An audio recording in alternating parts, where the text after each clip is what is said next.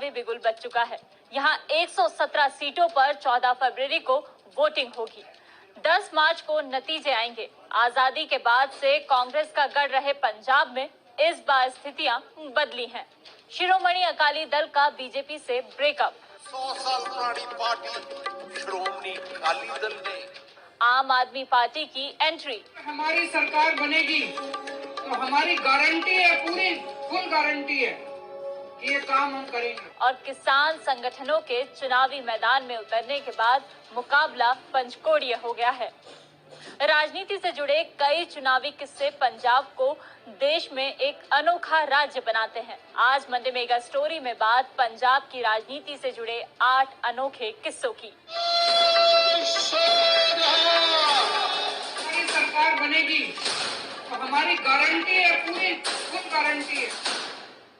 सबसे पहला किस्सा राष्ट्रपति शासन से जुड़ा है। आजादी के बाद पंजाब पहला राज्य था जहां राष्ट्रपति शासन लगाया गया।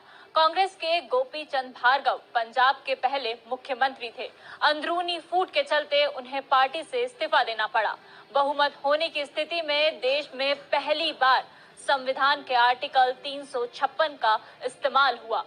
20 जून 1951 से 17 अप्रैल 1952 तक पहली बार देश में राष्ट्रपति शासन रहा। पंजाब में अब तक 8 बार में कुल 3510 दिन तक राष्ट्रपति शासन रहा, जो देश में सबसे ज्यादा है। राष्ट्रपति शासन के बाद अब बात करते हैं आचार संहिता की। बात 22 दिसंबर 1996 की है।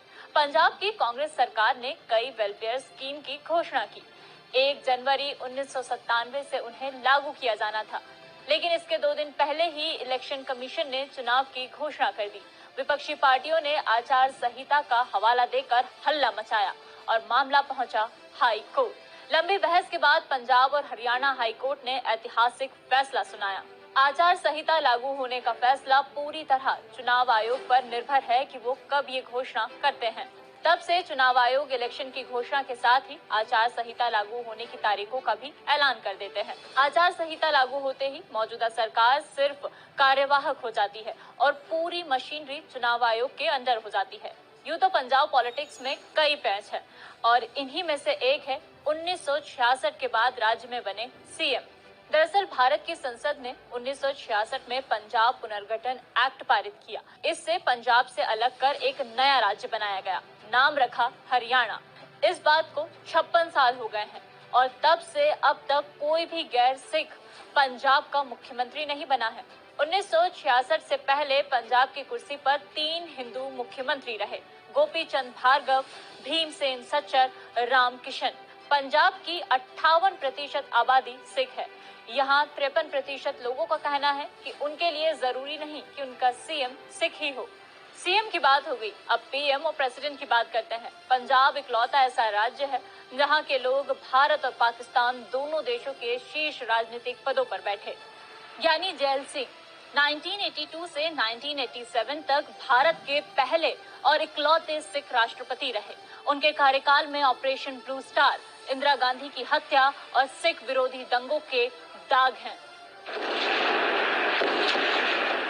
वहीं मोहम्मद जियाउल हक 1978 से 1988 तक पाकिस्तान के राष्ट्रपति रहे। जालंधर में जन्मे जियाउल हक विभाजन के बाद पाकिस्तान चले गए थे। प्रधानमंत्री के पद की बात की जाए तो 2004 से 2014 तक 2 कार्यकाल तक मनमोहन सिंह भारत के प्रधानमंत्री रहे। मनमोहन सिंह का जन्म गाह में हुआ था, जो पाकिस्तान के पंजाब का हिस्सा है। वहीं पाकिस्तान के मौजूदा प्रधानमंत्री इमरान खान का ताल्लुक भी जालंधर से है। उनका परिवार पार्टीशन के वक्त जालंधर से लाहौर चला गया था। अब आते हैं राजनीति पर। भारत में पंजाब ऐसा राज्य है जहां सबसे ज्यादा दलित आबादी रहती है। इसके बावजूद यहां की राजनीति पर जाटों का कब्जा है। इनकी आबादी महज 20% है। पंजाब में 31.9% एससी जनसंख्या है। हिमाचल प्रदेश में 25.2%, पश्चिम बंगाल में 23.5%, उत्तर प्रदेश में 20.7% और हरियाणा में 20.2%। चरणजीत सिंह चन्नी राज्य के पहले दलित मुख्यमंत्री हैं। 1972 से 1977 के दौरान यानी जैल सिंह आखिरी गैर जाट सिख मुख्यमंत्री थे। पंजाब में ज्यादातर चुनाव 2 मोर्चों पर होते हैं। पहला कांग्रेस और दूसरा बीजेपी शिरोमणि अकाली गठबंधन। पहली बार राज्य में 5 कोणीय मुकाबला होने जा रहा है। आम आदमी पार्टी और किसानों का संगठन संयुक्त समाज मोर्चा पूरा जोर लगा रहा है।